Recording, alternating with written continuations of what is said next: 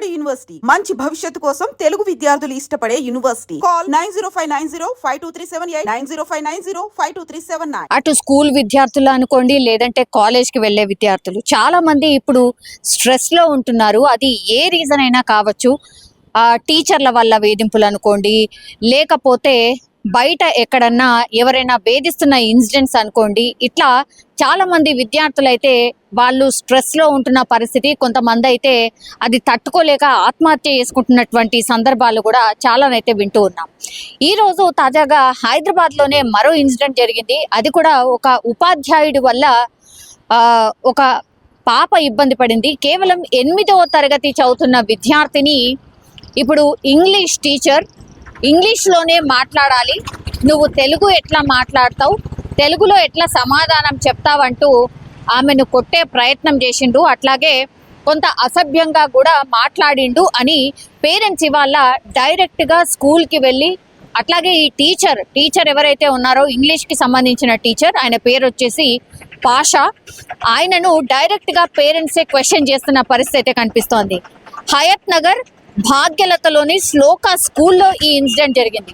So ఈ 8వ తరగతి చదువుతున్నటువంటి విద్యార్థిని ఎవరైతే ఉన్నారో ఆమెను ఈ కొన్ని క్వశ్చన్స్, మామూలుగా టీచర్ లెసన్స్ లేదంటే ఏదన్నా టాపిక్ మాట్లాడిన తర్వాత అప్పటికప్పుడు లేపి స్టూడెంట్స్ని క్వశ్చన్స్ అడుగుతూ ఉంటారు. సో అది ఇంగ్లీష్ సబ్జెక్ట్ కాబట్టి ఇంగ్లీష్లోనే చెప్పాలంటూ ఇన్సిస్ట్ చేయడం, ఆ తర్వాత ఆమె చెప్పలేకపోవడంతో నువ్వు తెలుగులో ఎట్లా మాట్లాడతావంటూ కొంత దురుసుగానే మాట్లాడిండు, అట్లాగే తిట్టాడు అంటూ ఈమె పేరెంట్స్కి వెళ్ళి చెప్పింది స్టూడెంట్.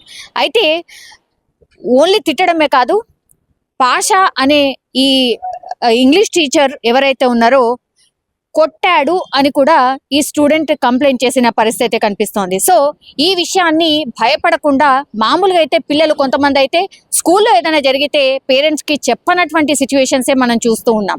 అప్పటికప్పుడు ఏదో అనుకొని నేను ఇన్సల్ట్గా ఫీల్ అయిపోయాను కాబట్టి ఇంకా నాకు మార్గం లేదు, లోపల కుమిలిపోయి చాలామంది ఆ స్ట్రెస్లో ఉంటూ ఇంకా స్టడీ మీద లేదంటే మిగతా ఏ విషయాల మీద ఆసక్తి చూపకపోవడం, ఇట్లాంటివన్నీ చూస్తూ ఉన్నాం. అయితే ఈ పాప మాత్రం నిజంగా ఈ విషయంలో మాత్రం మెచ్చుకోవాల్సిందే. 8వ తరగతి చదువుతున్నటువంటి ఈ పాప ఎక్కడ కూడా వెనక్కి రాకుండా టీచర్, ఈ ఇంగ్లీష్ టీచర్ ఎవరైతే ఈ తెలుగులో ఎందుకు మాట్లాడావు అంటూ కొట్టిన విషయాన్ని, తిట్టిన విషయాన్ని తన పేరెంట్స్కి చెప్పడం జరిగింది. వెంటనే పేరెంట్స్ రియాక్ట్ అయిన పరిస్థితి, అట్లాగే స్కూల్కి వెళ్ళి ఈ పాషా అనే ఈ సార్ ఎవరైతే ఉన్నారో ఆయనను నిలదీసిన సిచ్యువేషన్ అయితే మనకు స్పష్టంగా కనిపిస్తోంది.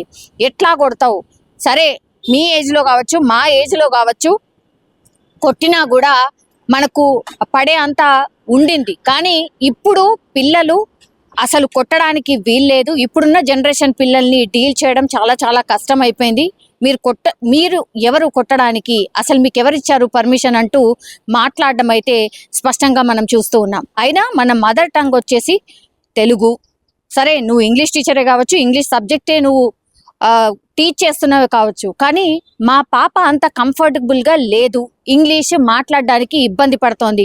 కొన్ని రోజుల పాటు ఇంకొంత టైం ఇస్తే ఆమె కూడా కోపప్ అవుతుంది, ఇంగ్లీష్ మాట్లాడే ప్రయత్నం చేస్తుంది. అంత దానికే నువ్వు తిట్టాలా, కొట్టాలా అంటూ డైరెక్ట్గా ఈ టీచర్ని క్వశ్చన్ చేసిన పరిస్థితి అయితే కనిపిస్తోంది. సో ఇట్లాంటి ఇన్సిడెంట్స్ చూసినప్పుడు పేరెంట్స్ కూడా నిజంగానే వాళ్ళ దృష్టికి రాగానే వెళ్ళి రియాక్ట్ అవ్వడం చాలా చాలా మంచిది. అట్లాగే పిల్లలకి కూడా మీరు చెప్పే ప్రయత్నం చేయండి. ఇట్లాంటి వాళ్ళు ఉంటారు మన చుట్టూ కూడా. సో ఎక్కడ కూడా భయపడకండి. అండ్ ఏమైనా మిస్టేక్ చేసినా సరే మీరు ఖచ్చితంగా మాకు చెప్పండి అనేటువంటి మాట ఈ పేరెంట్స్ వాళ్ళ పిల్లలకు చెప్పారు కాబట్టి ఈ రోజు ఆ పాప వెళ్ళి వాళ్ళ పేరెంట్స్కి చెప్పడం, ఆ తర్వాత వాళ్ళు వెళ్ళి క్వశ్చన్ చేసిన పరిస్థితి అయితే కనిపిస్తోంది.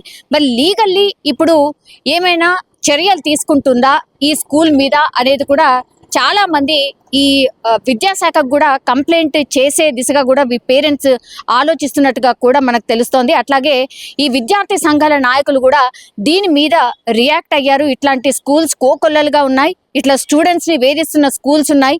అది ఫీజే కావచ్చు, లేదంటే ఇట్లా హెరాస్మెంటే కావచ్చు, ఇట్లా చాలా ఉన్నాయి ఇష్యూస్. విద్యాశాఖలో చాలా ఉన్నాయి.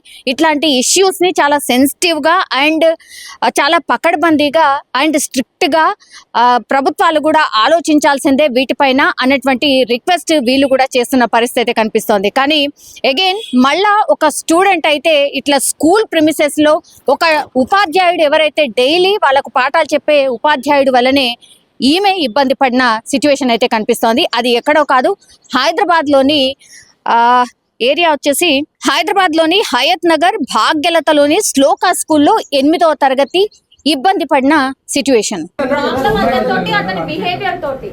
సార్ లవ్ స్టోరీస్ ఎందుకు సార్ మీకు? సార్ లవ్ గురించి మాట్లాడాల్సిన అవసరం ఏముంది? లేదా నా డాటర్ ఏమన్నా లవ్ స్టోరీస్ మెయింటైన్ చేస్తారా? సార్ ప్రామిస్ వద్దు sir.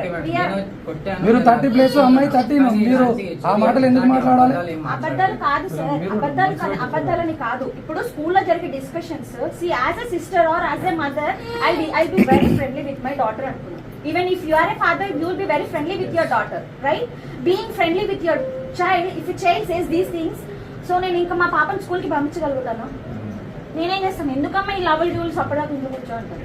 Because it matters. Respect matters. To every parent respect matters.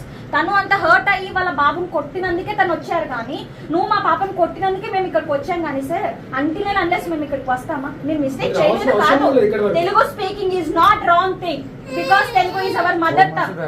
Might be anything sir.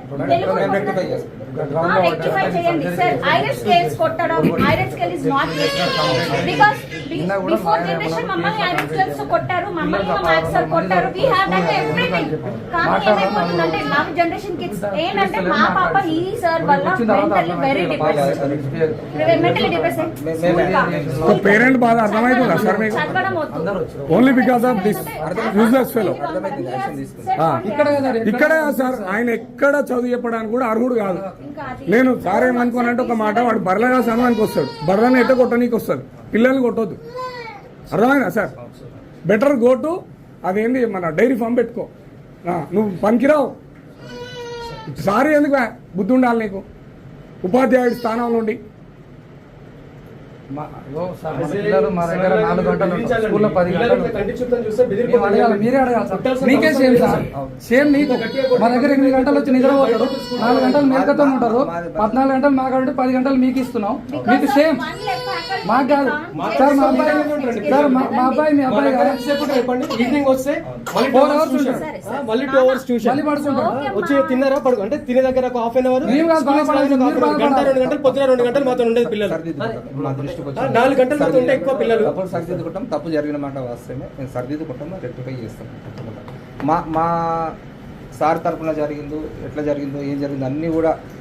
So whatever you give parent complaint to your parents, they'll come and ask, and we have to ask you, sir. See, even if it's your daughter, will you accept it? Even if it's your daughter, will you accept it, sir? No, right? Then how can you beat my daughter? Just for talking in Telugu? Okay, my daughter has done a mistake talking in Telugu. Is that the way to punish her, sir? Is that the way to threaten her, sir? Sir ఇప్పుడు జరగదు, చేయదు. Already last time complaint ఇస్తేనే నువ్వు ఎన్నిసార్లు complaint ఇస్తే అన్నిసార్లు punishment ఉంటుందని చెప్పి బెదిరించినావంటారు. ఈ మాట నా బిడ్డ నువ్వు అనలేదని మాత్రం అనకండి, ఊరిగా చెప్పాలి. దేనికి